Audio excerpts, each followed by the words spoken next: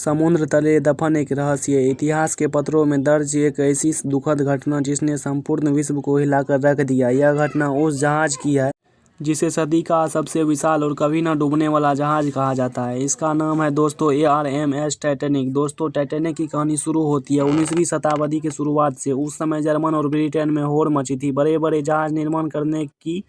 इसीलिए ब्रिटेन सरकार ने एक ऐसा जहाज बनाने का फैसला किया जिसकी सजावट और कद एक आलीशान महल से भी बड़ा हो, जो इस सदी का सबसे बड़ा जहाज कहलाएगा। इसीलिए ब्रिटेन सरकार ने व्हाइट स्टार लाइन कंपनी को जहाज बनाने के लिए करोड़ों डॉलर लोन दिया। इसके बाद 31 मार्च 1909 में नॉर्थ आयरलैंड के बेसफाल्ट में शुरू हुआ था। टाइटैनिक का निर्माण लगभग 15,000 इंजीनियर और कारीगरों ने 3 साल कड़ी मेहनत करके पानी में चलता एक भव्य और आलीशान जहाज तैयार किया। इस जहाज को 16 अलग अलग कंपार्टमेंट्स में बनाया गया है जो पूरी तरह से वाटर वाइट थे। इसकी इसी खूबी के कारण ही इन्हें अनसिंकेबल जहाज कहा जाता था। 2 अप्रैल 1912 को टाइटैनिक बनकर तैयार हो चुका था। इस जहाज की भव्यता का एहसास जितना बाहर से होता था, अंदर जाकर दोगुना हो जाता था। व्हाइट स्टार लाइन ने जब यूरोप और अमेरिका के बीच टाइटैनिक की सेवाओं का ऐलान किया तो लोग इसके पहली यात्रा को लेकर रोमांचित हो उठे। 10 अप्रैल 1912 को टाइटैनिक 920 यात्रियों के साथ इंग्लैंड के साथ हिटन से न्यूयॉर्क की तरफ निकल पड़ा। कहा जाता है जिस समय टाइटैनिक अपनी पहली यात्रा के लिए तैयार था, तब इसे देखने के लिए 1 लाख से अधिक लोग बंदरगाह पर आए थे। साउथ हिटन से निकलकर टाइटैनिक पर 42 किलोमीटर प्रति घंटा की रफ्तार से शाम को सबक फ्रांस पहुंचा और यहां से 274 यात्रियों को लेकर टाइटैनिक क्वींसटाउन आयरलैंड पहुंचा और यहां से भी 123 यात्रियों को लेकर टाइटैनिक अपने अंतिम सफर न्यूयॉर्क के लिए रवाना हुआ। टाइटैनिक जब आयरलैंड से निकला तब टाइटैनिक को उसके रास्ते पर आइसबर्ग मौजूद होने की पहली चेतावनी मिली, लेकिन जहाज के कप्तान एडवर्ड जॉन स्मिथ ने इस चेतावनी पर कुछ खास ध्यान नहीं दिया। जहाज की रफ्तार कम नहीं की, जो कि फुल स्पीड में समुद्र को राता हुआ आगे की ओर बढ़ रहा था।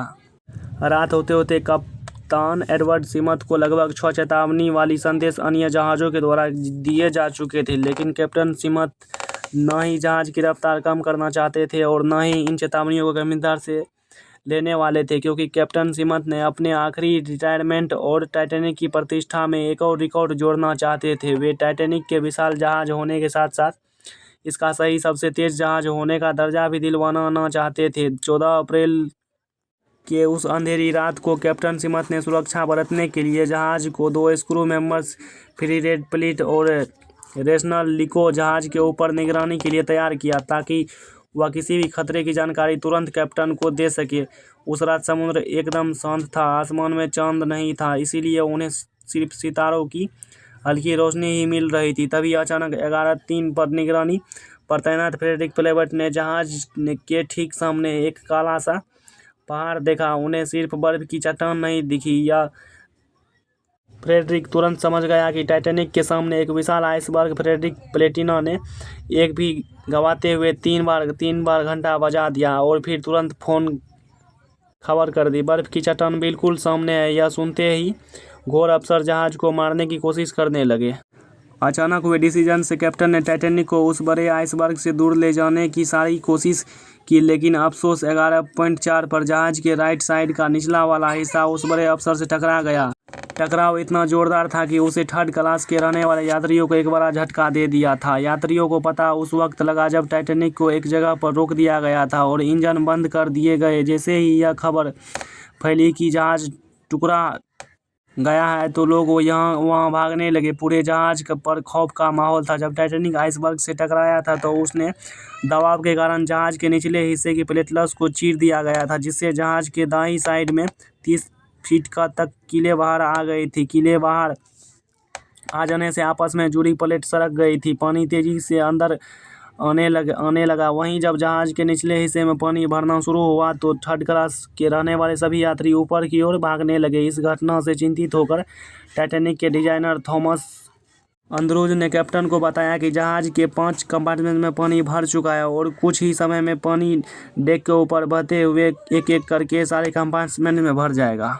इसके बाद सभी लाइफ बॉडी को बाहर निकाला जाने लगा, लेकिन उस समय टाइटैनिक पर केवल इसी लाइफ बोट्स मौजूद थी, जिसकी कैपेसिटी लगभग 65 यात्रियों की थी। लेकिन अब रात भरी और घबराहट में लाइफ बोट्स में केवल 1822 से 30 यात्रियों को ही चढ़ाया गया। इस बात पर सवाल भी उठे कि कैप्टन होने के नाते इस स्मिथ जो इस बात की जानकारी थी कि जहाज में कितने यात्री हैं और कितने लाइफ बोट्स हैं, फिर भी कई पाँवों को बगैर पूरी तरह से भरे जाने दिया और इसी वजह से ज़्यादा लोगों की जानें गई। उस रात जहाज पर चारों तरफ खौफ का माहौल था, लेकिन इसी बीच वहाँ मौजूद म्यूजियंस का एक दल अपनी ज़िंदगी की परवाह न करते हुए मौत से बेखौफ होकर अपनी आखिरी सांस तक संगीत को धुन बजाता रहा ताकि मरने वाले अपनी आखिरी पल कुछ खुशी से बिता सके। दूसरी तरफ जहाज में 5 से ज़्यादा कंपार्टमेंट में पानी भरने से जहाज के आगे का हिस्सा 10 डिग्री तक डूब चुका था, जिससे जहाज का पिछले वाला भाग ऊपर उठने लगा। लगातार बढ़ते दबाव के कारण 2.2 पर टाइटैनिक बीच से टूटकर अलग हो गया था। मात्र 2 घंटे 40 मिनट में कभी न डूबने वाला टाइटैनिक अपनी पहली ही यात्रा में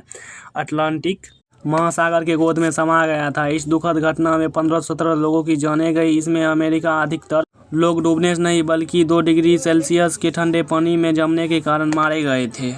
टाइटैनिक के डूबने के 2 घंटे बाद करीब 710 लोगों को बचा लिया गया था। टाइटैनिक के डूबने से लेकर आज तक उसके डूबने के लिए थ्योरी सामने आती रही है, जिसमें कई थ्योरी इस घटना के कैप्टन स्मिथ को जिम्मेदारी ठहरा है। तो थ्योरी टाइटैनिक की बनावट और उसमें इस्तेमाल किए गए मटेरियल को घटिया बताकर उसका जिम्मेदार साबित करती है, लेकिन 2010 में शुरू किए गए प्रोजेक्ट के तहत टाइटैनिक ने डूबने की असली वजह जानने के लिए शोधकर्ताओं के एक टीम ने लाखों डॉलर के आधुनिक रोबोट्स और हाई डेफिनेशन वाले कैमरा की मदद से नॉर्थ अटलांटिक ओशन में रडार तकनीकी से स्कैन करके 15 किलोमीटर को एक क्षेत्र का मैप बनाकर टाइटैनिक के हर छोटे बड़े टुकड़ों की 15 लाख फोटो और वीडियो इकट्ठा करके टाइटैनिक के मलबे के हर छोटे बड़े टुकड़ों का अध्ययन किया और लगभग 2 साल की कड़ी मेहनत के बाद सन 2012 में इस टीम ने टाइटैनिक की वर्चुअल तैयार करके इसके डूबने की असली वजह को जानने का प्रयास किया।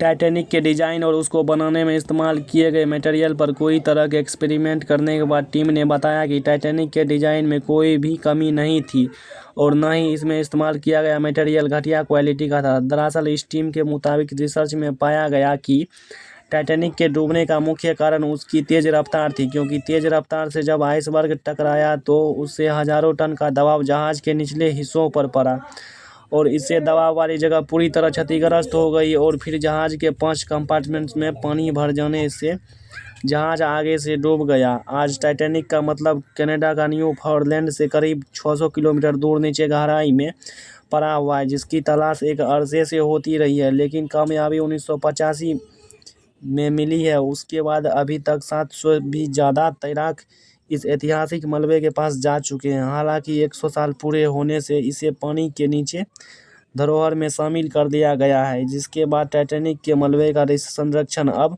संयुक्त राष्ट्र की सांस्कृतिक एजेंसी करती है, ताकि इसके मलबे को गैर वैज्ञानिक और अनैतिक खाजों से बचाया जा सके। खैर, अभी तो 100 साल ही हुए, हो सकता है आने वाली सदियों में समुद्र से टाइटैनिक के यह निशान भी खत्म हो जाए, लेकिन कोई भी आइसबर्ग उस टाइटैनिक को नहीं डुबो सकता है जो करोड़ों अरबों दिलों में तैर रहा है। तो दोस्तों, आपको आज का यह वीडियो कैसा लगा कमेंट करके बताएं। वीडियो पसंद आया तो लाइक करें, शेयर करें। मिलेंगे नए एपिसोड के साथ, तब तक के लिए बाय।